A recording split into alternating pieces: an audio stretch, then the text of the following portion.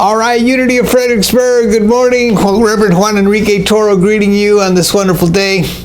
It is my pleasure to be with you once again, and very excited to share this message today, the cross as an instrument of healing. Let me begin with a story about the making of the movie, the greatest story ever told. Old movie. John Wayne is a Roman centurion in that movie.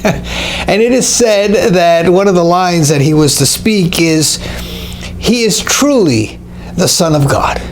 Right? During the crucifixion of Jesus, the greatest story ever told. He is truly the Son of God. Well, the director apparently wanted John Wayne to put more inspiration, more passion, a greater depth of feeling into those lines. And so he said to John Wayne, put more awe into it. And it is said that John Wayne said, "Oh, he is truly the Son of God." In other words, he kind of misunderstood the cue there. So I'm excited to share this because recently I've had an opening, a healing around the Christian symbol of the cross. I attended a Mass, a Catholic Mass recently, and the priest directing the Mass said that that day was the day in which the church celebrated the feast of the exaltation of the cross. Wow, when I heard that, I said, wow, isn't that a bit over the top? The feast of the exaltation of the cross. I mean, I'm big into the resurrection just like anybody else, but boy, the feast of the exaltation of the cross just seemed a little bit over the top. So, but you got to stay open. And what the priest said during the homily there really opened my heart and my mind. What he said is that in the days of Jesus, the cross was a symbol of torture, humiliation, death, right? Fear, the worst of humanity. And yet over the years, Christians have taken that symbol and transformed it into a symbol of life, of resurrection, of faith, of truth, right? All these wonderful positive things. So I said to myself, wow, there must be, some metaphysical truth in this transformation. When that magical word transformation comes up, we always like to pay attention. So I decided to explore it for myself and, of course, for you here today. So I have to admit to you that I've had a bit of a journey, right, in my own personal life with this business of the cross. I was born a Catholic, probably starts from childhood. But the incidents that I can most remember, the first one really has to do with when I was in ministerial school there in Kansas City. And we had, during our 2 years there, what they called a license and ordination committee. This was a team of field ministers who would come and kind of do a verbal exam of the students to ask them or to discern where they were in their process of becoming ministers, right? They had the power to license and ordain you. So it was an important meeting just to see kind of the progress of consciousness. And it's happened every 6 months. We had 2 interviews with different teams, 2 different teams. And it was a big deal for us because like anything was open, and you can imagine sitting before some people who kind of want to measure your consciousness, right? So I'd been through the 2 years and we're having my final L&O, final License and Ordination Committee. I had the first one, that seemed to go fine. Then in the second one of the ministers asked me about something about the cross and the crucifixion. And I don't know if I didn't hear it right or I didn't answer right, but I started answering. She said, no, that's not what I'm looking for. I got a little defensive. I got a little fearful.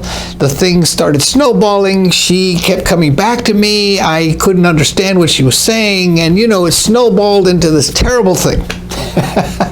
It was so terrible that my ordination was in question. Right? Can you imagine? After 2 years. So they got together and they decided they would give me a third interview with a third group of ministers. And nobody wants a third interview because, those are the people that are really on the fence. So I had a third interview.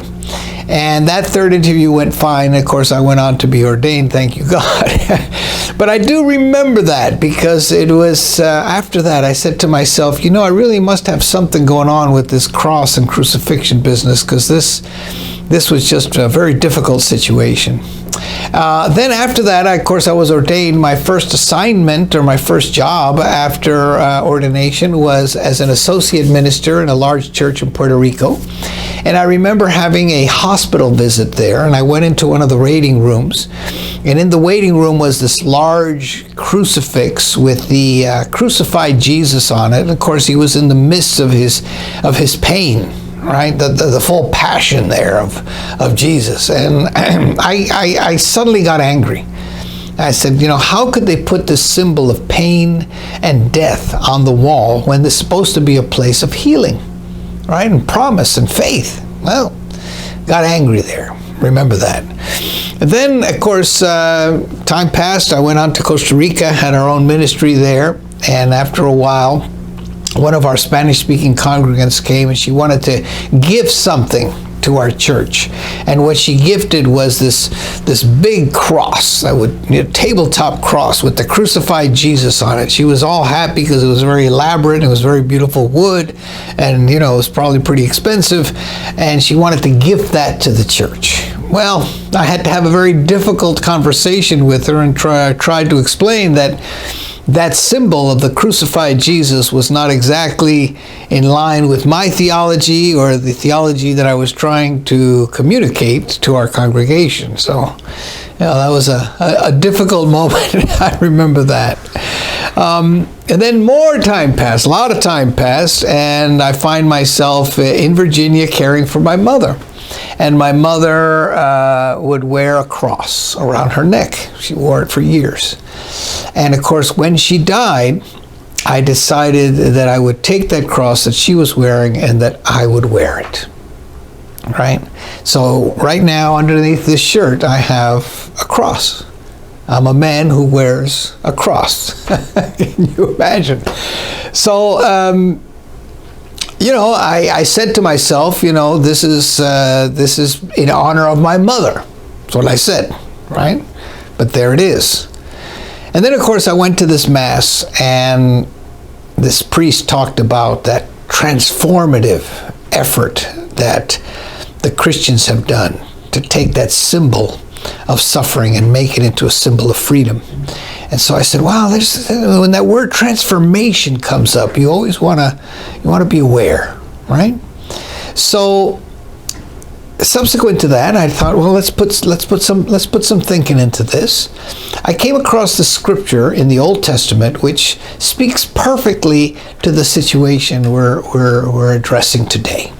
And this comes from the book of Numbers in the Old Testament, and it says the following. From Mount Hor they set out by way to the Red Sea to go around the land of Edom. But the people became impatient on the way. The people spoke against God and against Moses. Why have you brought us up out of Egypt to die in the wilderness? For there is no food, no water, and we detest this miserable food. Then the Lord sent poisonous serpents among the people, and they bit the people so that many Israelites died.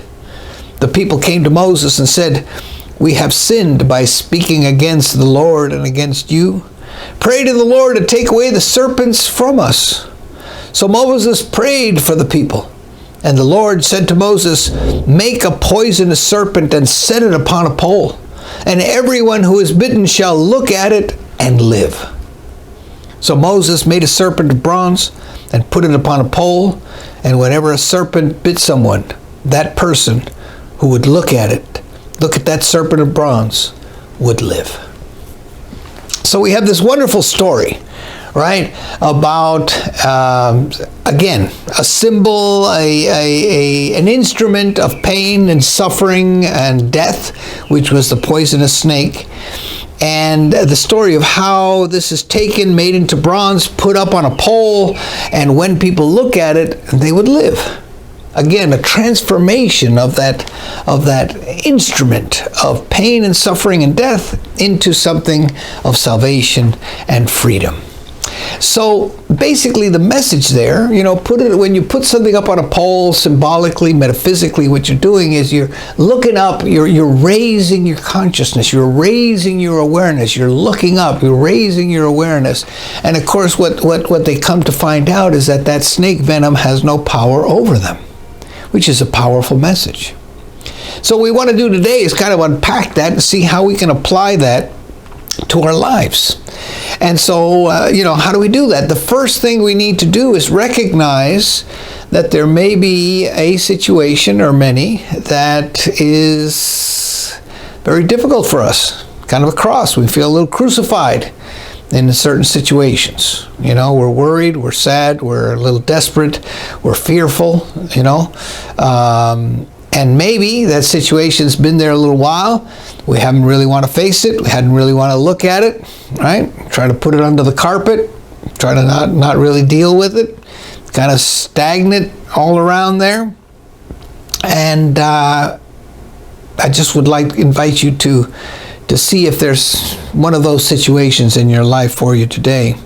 For me, about a month ago, right, I had applied for an extension to my taxes, and I not only work at a job, but I also work as a wedding officiant, and I'm sort of self-employed that way, and I made some decent income last year, but what I didn't do is separate anything or take out some money for the taxes. And when I sat down and did the taxes, I realized I had a huge taxed bite out that I had to come up with. And when I saw the numbers, I just said, oh my God, what have I done? How in the world am I going to pay that? It was a huge moment of tension and anxiety for me. I was at a loss.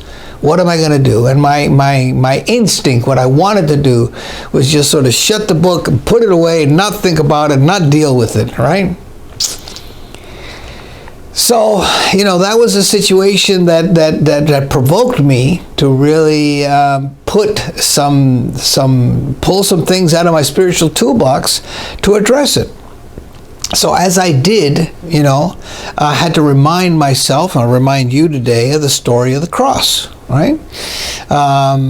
We understand that Jesus, before he got to the crucifixion, he said, take up your cross and follow me.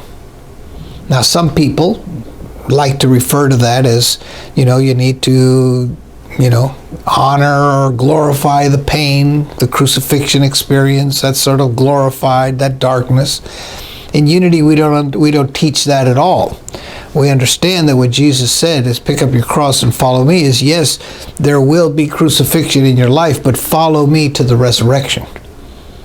Follow me to the resurrection, to the overcoming, right? In fact, that was the main teaching that he had in that. Why was Jesus crucified? We understand that he could have very easily escaped, could have gone to another country, he could have gone up into the hills, lived with his disciples, been a great teacher, but he decided to go through that experience. And if we ask ourselves, why did he feel he had to do it? We just need to understand that he was on a path, right, of self-discovery and teaching. And in that path of self-discovery and teaching, this was the next evolution, this was the next step in that. And he needed to demonstrate both to himself and to the entire world that even death, has no power over us. Or to put it another way, that you can overcome the cross. Central message of the crucifixion and resurrection story, that you can overcome the cross. Powerful message. Boom, it's a truth bomb for us today. Very important that we can overcome this, right? How do we do it? How do we do it? Well, what's wonderful about the story in Numbers is there's a process there for us, right? Remember, they see very clearly that the snakes are attacking them. Well, first they're complaining. They got a crucifixion experience going on. Oh, my suffering. Oh, my suffering. There's no food. I'm in the desert. It's hot. I'm miserable. I'm tired. You took us out of Egypt. You brought us to this strange and ugly place, and we have no food. The food is miserable. You know, everything is terrible, right? So they're having a crucifixion experience. And then God sent them, a poisonous snakes. And those snakes were biting the Israelites, and they died when they got bitten. And so the people say, oh my God, now we're dying from these snakes. And they come running to Moses. They said, hey, Moses, we made a huge mistake. Please pray to God that he would save us from this. And Moses, being a good leader, takes this to God. And God says, okay, Moses, here's what we're going to do.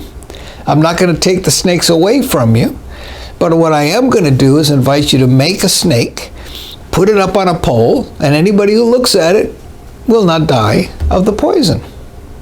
And that's what they do. So here we have a very interesting and a wonderful way of understanding our own sort of crucifixion experience and what we can do about it.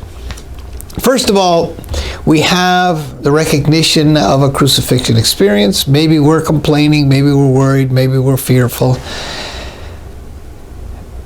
What we need to become aware is that we need to somehow raise our consciousness. We need to be able to, lift up our eyes, raise our consciousness.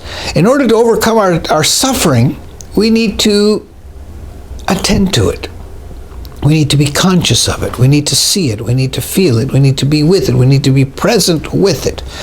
We cannot put it under the rug. We cannot escape from it.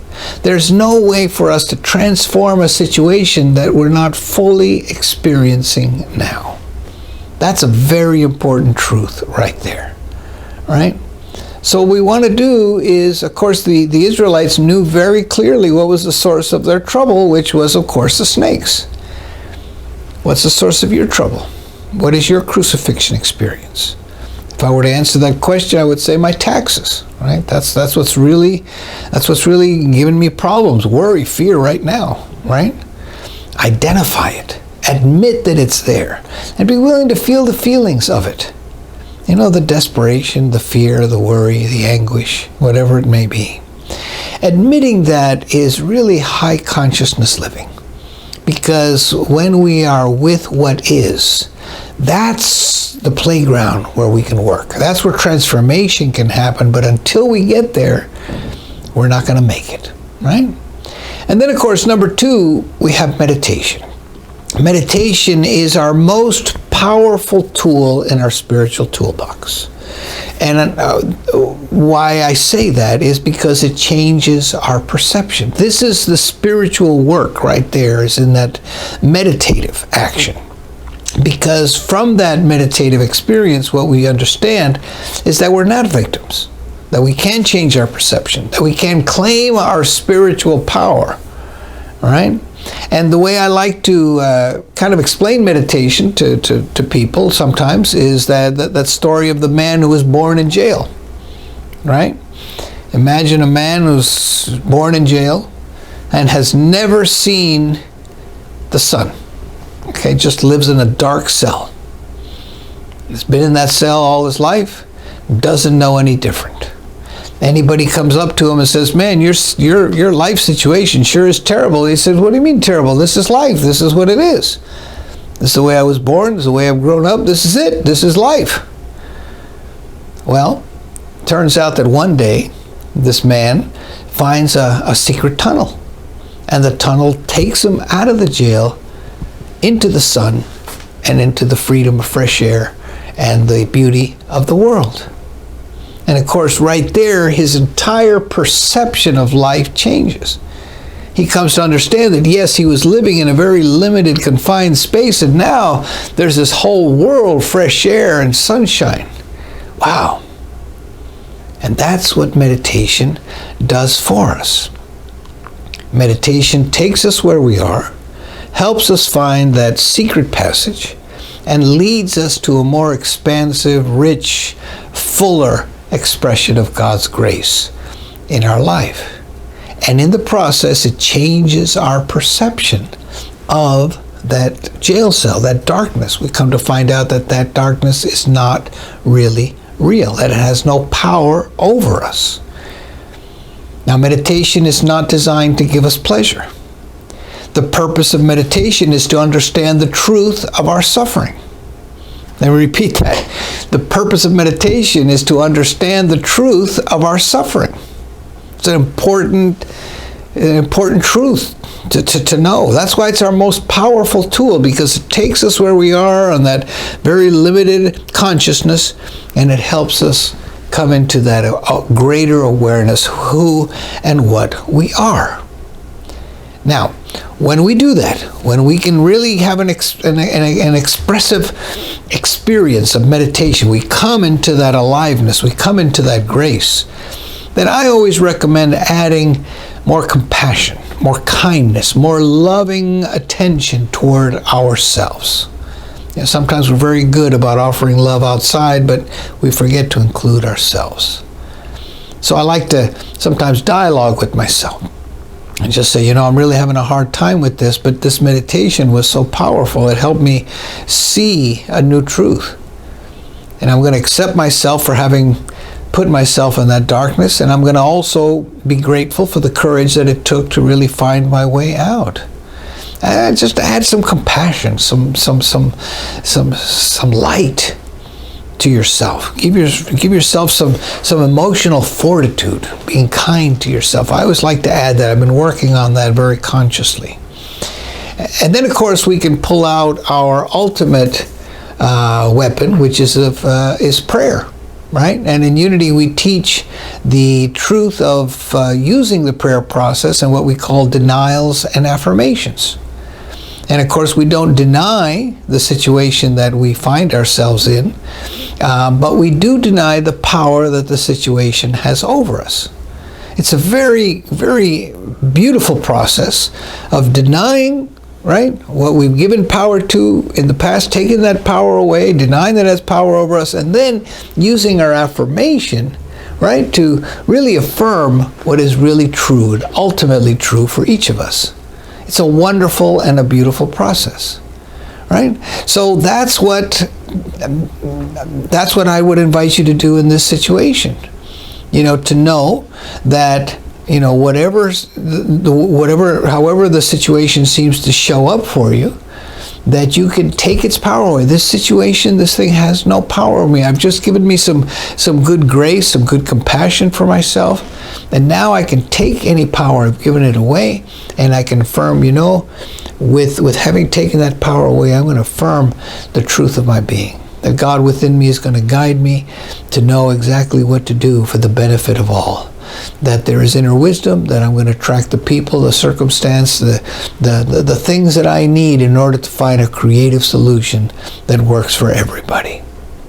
And in that way, we can move ourselves into this transformative state, which is really the transformation of the cross of suffering to a place of really new life. It's a story of the city of Hiroshima in Japan. You remember that the United States dropped an atomic bomb on Hiroshima.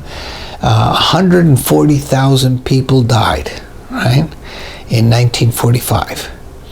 And it is said that the town, even years afterwards, had this big hole in the center of town, that nobody wanted to do anything there because of what had happened. And so the city was kind of developing itself around it. Nobody wanted to touch it. It was an ugly place. Nobody knew what to do. And one day they decided that, they would face this situation. They had a town hall meeting to decide what to do with that space. And, people expressed the pain and, the awfulness of that memory and that situation. And there were a lot of thoughts, shared about developing it and commercial real estate and so forth. But there was one person who was tapped into some wonderful wisdom. And that person says, I've noticed that some people come to our town just to visit that site.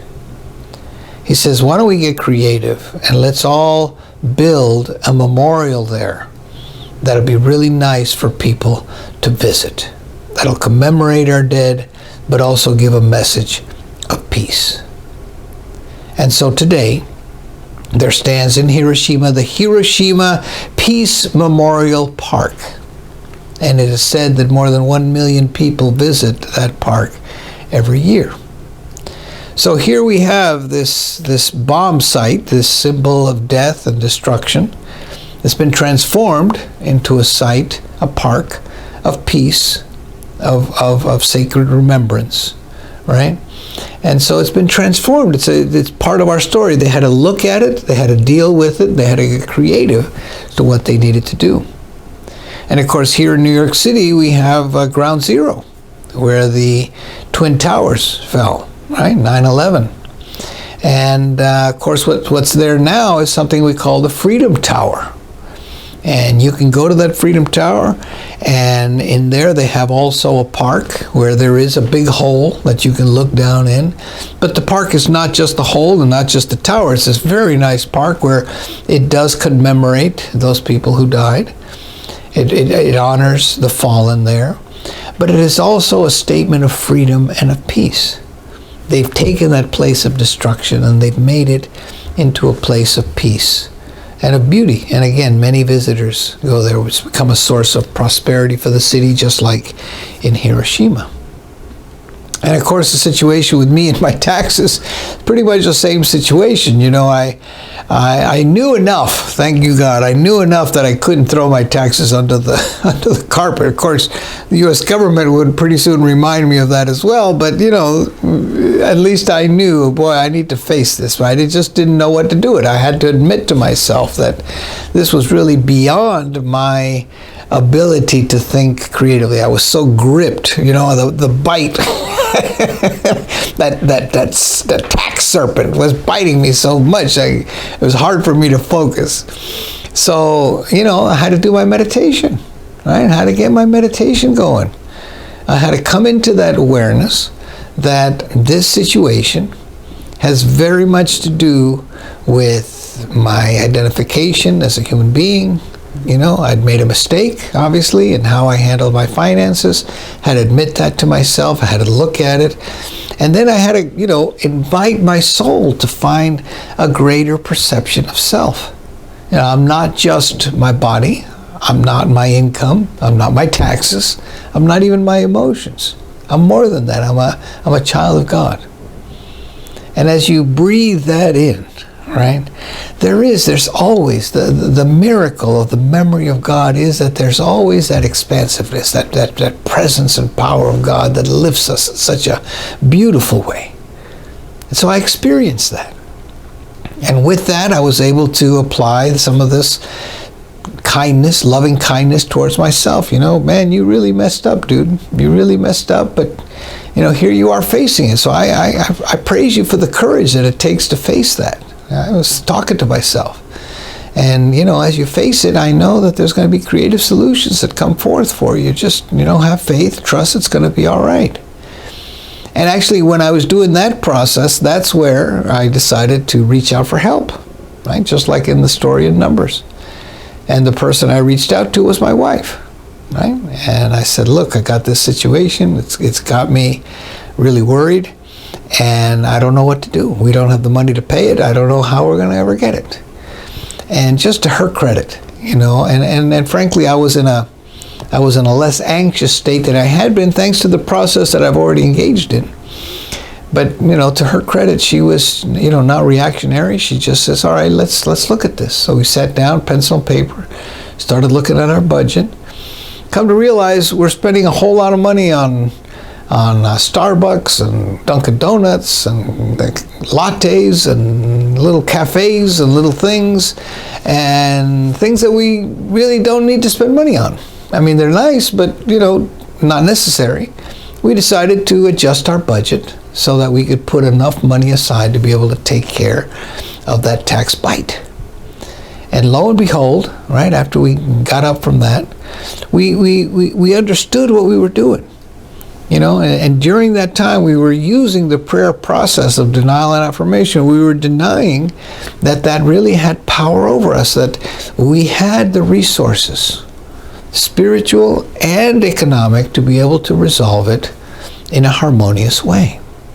And just that attitude, that consciousness, that prayer work really helped us get through. And not only did we come up with a plan that right now is working beautifully, but it also helped us get stronger in our faith, get stronger in our understanding that God is present with us no matter what. Or like I said before, that we can overcome the cross, right? That no matter what it is, we can overcome it, that we have the wherewithal to do that. And so that's what happened for us, and it was a really beautiful experience. And I would invite you then to take this story, right, of the serpent, this example of Jesus on the Christ and the cross and the resurrection, and to utilize it in your own life so that you can admit face on exactly what's going on. Apply that meditation. Take time to breathe that in. Come to remember who you are. Have the memory of God and the oneness with God that you are. Also, to give yourself some loving kindness, some compassion, some passion towards yourself. And finally, applying that prayer work of denial and affirmation so that it can be for you exactly what it needs to be, right? A process of transformation. Because you're going to take that cross experience, that poisonous serpent, you're going to raise it up to a whole new level of transformation, and it will become for you a symbol of transformation and of healing.